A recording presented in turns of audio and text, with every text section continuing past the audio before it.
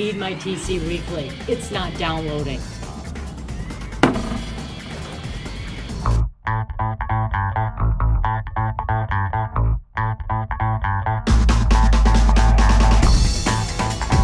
Oh, this is TC Weekly, some big deal or something.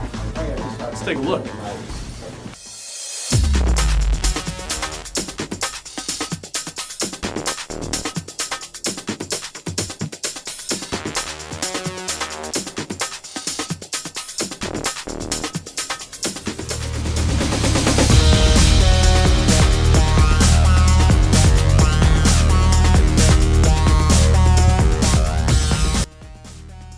Alright, first two episodes, we showed you techniques how to survive in a zombie apocalypse.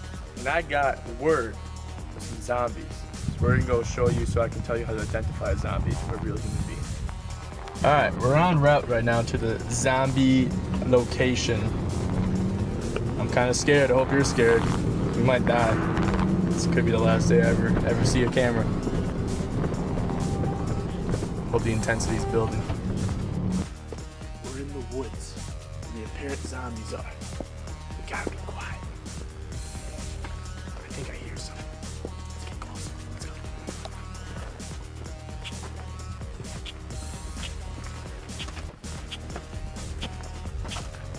I can't get too close because we don't have a weapon.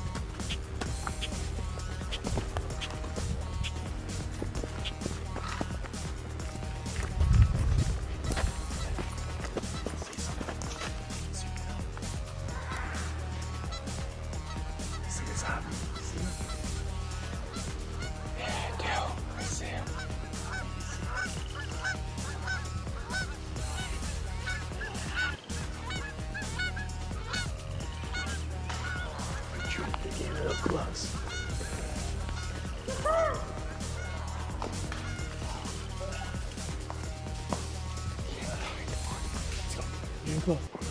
Alright. You see how they're weird and they walk all different? That's how you know it's a zombie. They don't walk like normal people. Zombies are very odd creatures. One's eating a stick. Another one's eating a stick. And one's drinking over a stream. They're very, very odd creatures.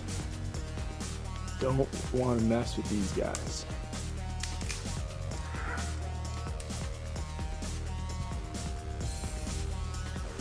Zombies don't talk like humans do. Like they go, like you heard, they make weird, devilish, grunting noises. So, as you can see, to identify a zombie, you gotta listen for what they say, look for how they act, and just look for weird, abnormal activities, as you saw. So stay tuned for next week when we show you how to kill a zombie.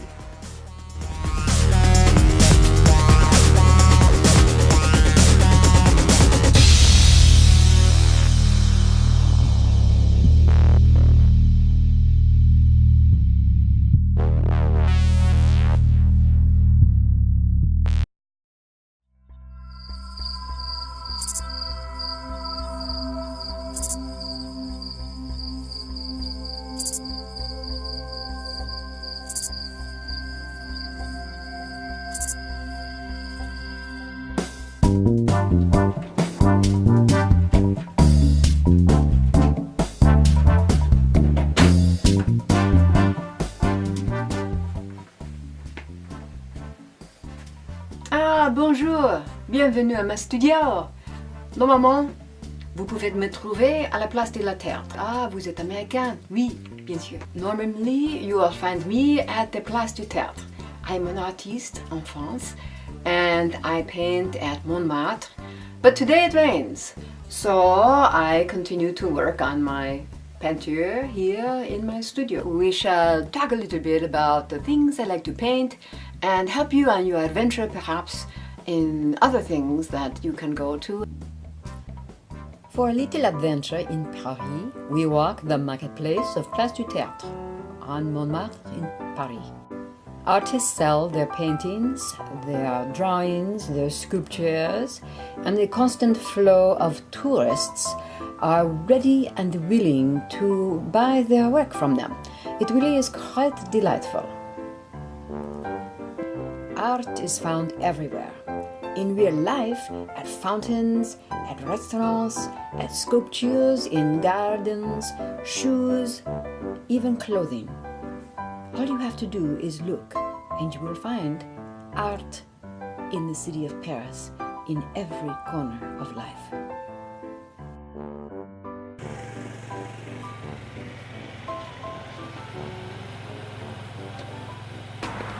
My sister tells me you want more of an adventure rather than a painting lesson. My name is Isabelle. I will take you on a little adventure. Okay, today we are going to have some excitement. We are going to the museum and we are going to take a painting. So, I hope this is something of an adventure for you, because it is for me, it's my livelihood. Donc, I enjoy it very much, but I have to be very discreet. My sister, she loves to paint in the basement, but me, I need more excitement than that. Let's go.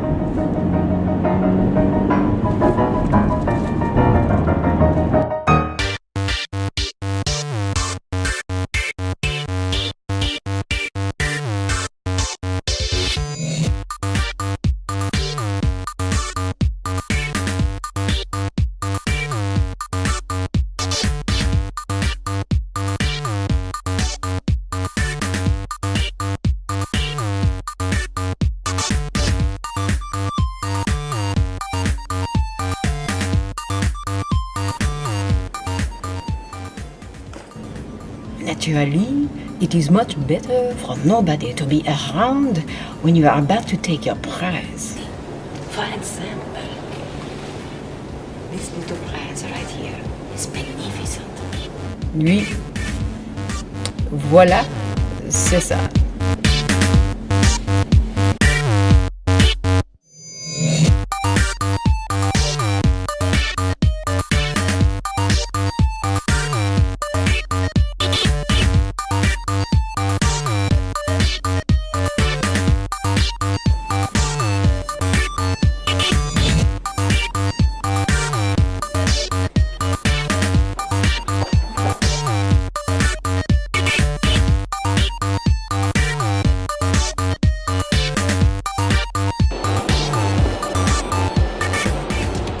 And there you have it, my friends. Yes, how to steal art in the middle of broad daylight.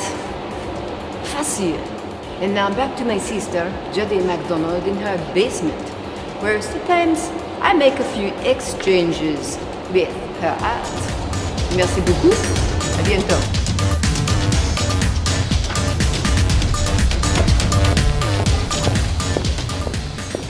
And now, please, allow me to show you a little bit of some of my painting. Come, follow me. So you see, it is only the little things, the tiniest details that are so important when you make a painting. Every little fenêtre, every little window counts as you examine with me. The typical lines become simple strokes, and they really outline the exact point of each window. It does not have to be exact, but rather brushing, simple, nothing more. Voilà. Perfect. And now I present to you the caricature that we have been talking about. I have finished it, and I have also given it some detail and highlights with my little Sharpie marker around the exteriors. You will notice that makes the caricature pop. It has been my greatest pleasure to meet you and your crew.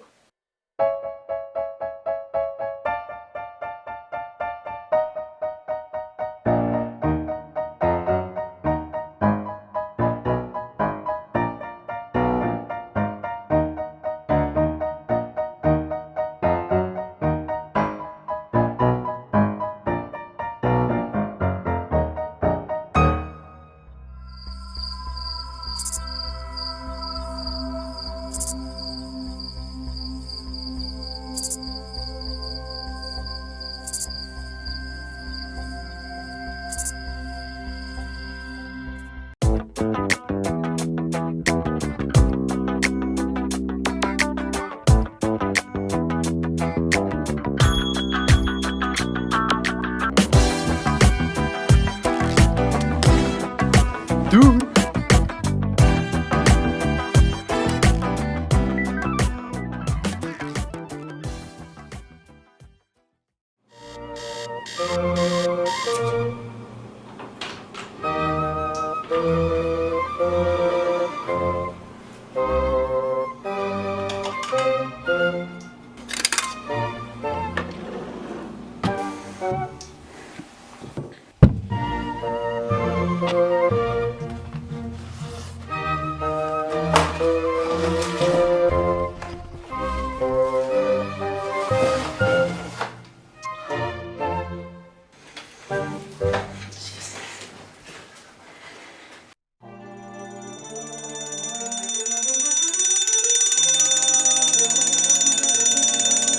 What? I'm late!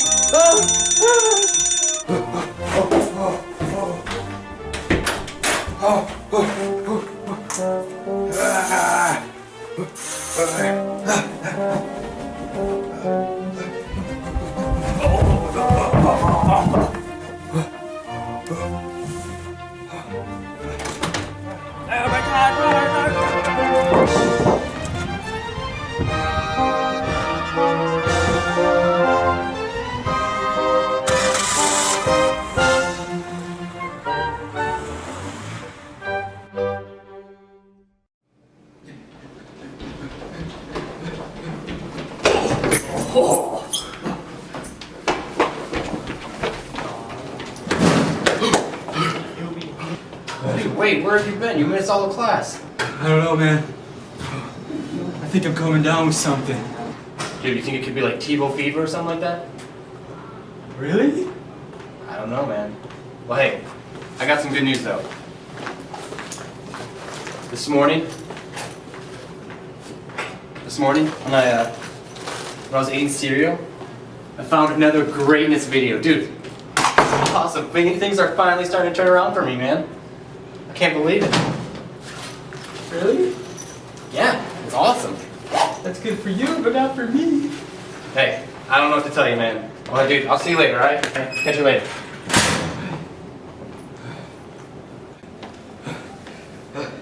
We're gonna need a Hail Mary for this one.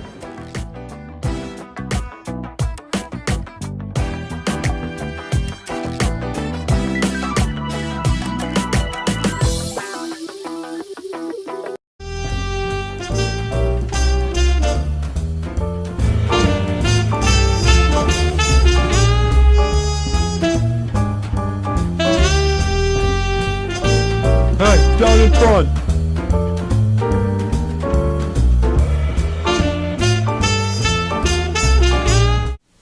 Hello, and welcome back to another installation of Down in Front. I'm Paul T. Kane.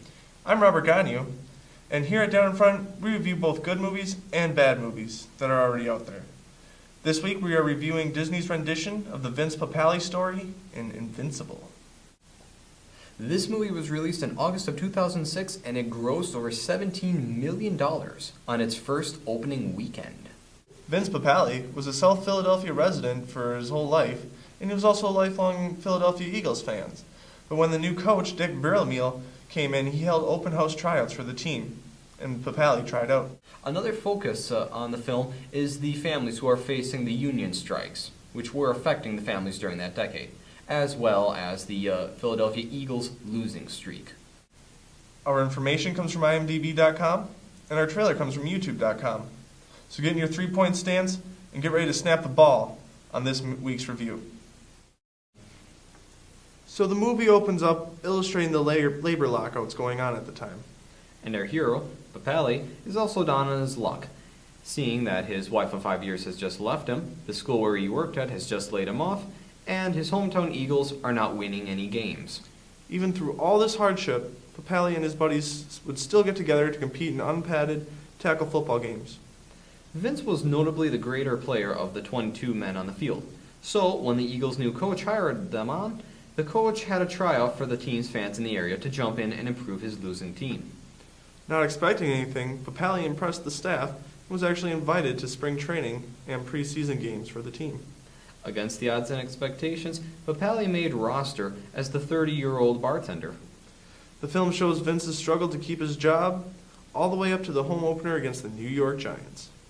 This was huge for our hero for two reasons.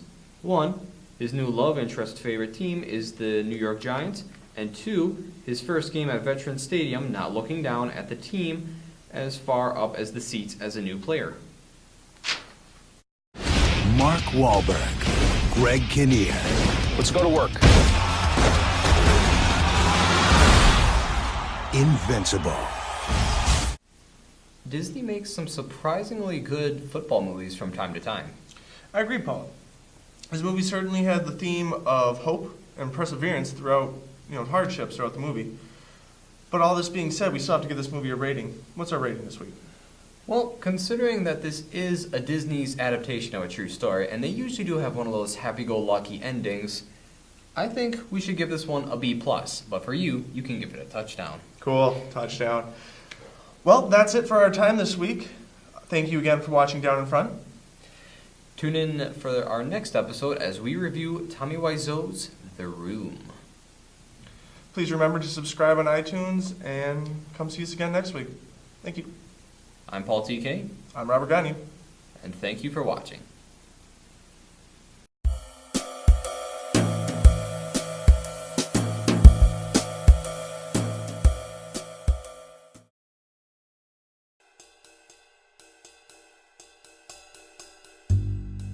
I think you've taken this too far, Chris. I didn't realize you were the one that gets to determine the line. When I hired you, I didn't expect you to tie up the neighbor and keep her in the basement. No, you hired me to get a job done, and this is what I do. I determine when I've crossed the line. I'm the professional. But why the neighbor? What does she have to do with this? I know what I'm doing. I don't have to explain myself. So, Johnny was boring, and I hired Chris to make this show more interesting. And Chris tied up the neighbor. I think I've made a huge mistake. I don't know what I did to deserve this. I guess Josh's plan to ruin my life, or make it more interesting, is to hire the friendliest man alive and have him torture me with his insistent pleasantry. I'm scared to leave my room in fear of encountering Chris's greeting. He won't leave me alone. I think I hear him now. I've got to hide.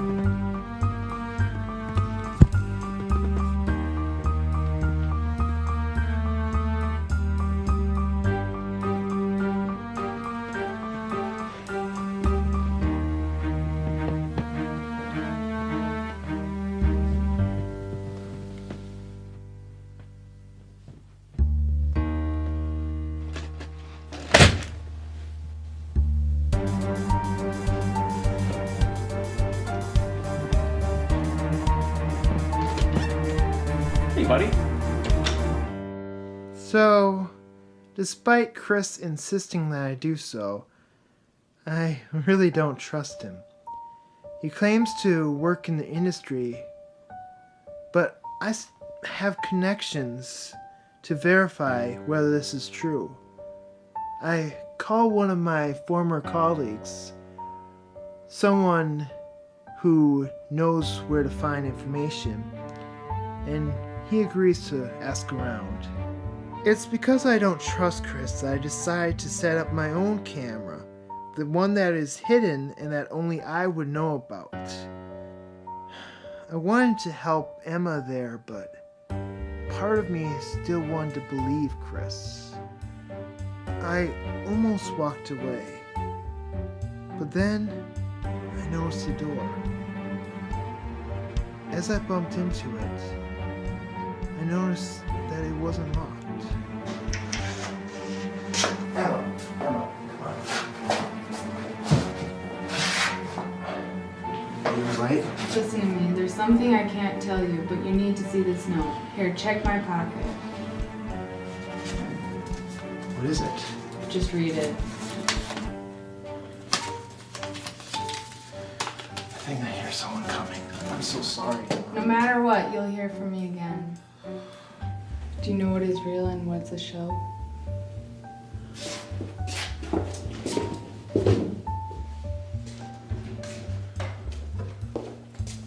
I didn't realize torture was in the contract. I'm so sorry, but you gave me your life.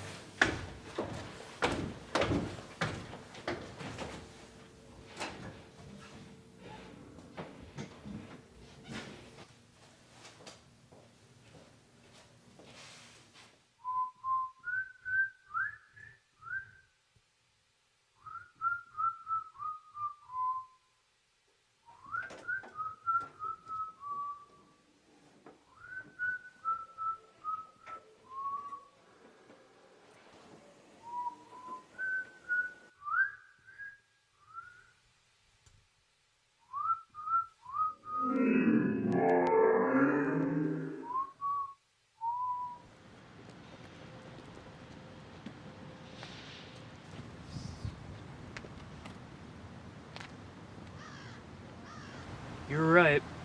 It's not real? I asked around, no one's heard of a hitman or Chris Eastman. There's no file on a man who creates the hits. I fear you might have a problem on your hands.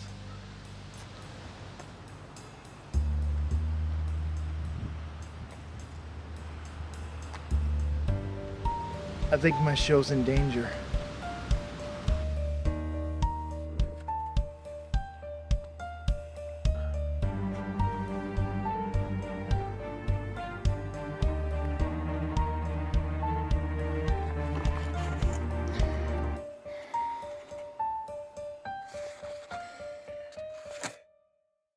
Ah, my shoulder. Is that really worth all that? It was. I'm sorry I hurt your shoulder, but it was a great episode of TC Weekly. Thanks for joining us. Tune in next week. Check out another amazing episode. For me.